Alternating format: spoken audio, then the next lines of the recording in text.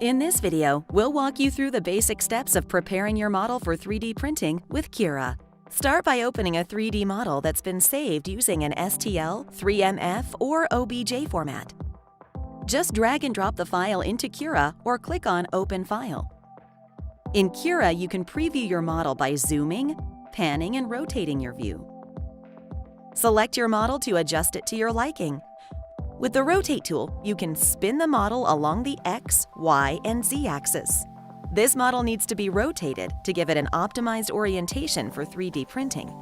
The Scale tool allows you to resize your model in multiple ways. You can go straight for the maximum size, or change its size in millimeters as a percentage of the original model, or use your mouse to scale your model up and down. Next up are the printer and print settings in the pane to the right. The Ultimaker 2 Plus supports multiple nozzle sizes. For this print, we're using PLA. In the Profile menu, you can choose profiles ranging from Fast Print to Ultra Quality, which lets you choose between more speed and less detail or more detail and less speed. Normal quality is a good profile for most models. Infill relates to the internal structure of your print. Using the light infill is plenty for most models.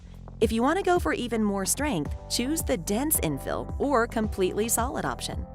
The Brim option prints a single-layer flat area around your object to help with build plate adhesion. Using the layer view, you can see the brim around your model.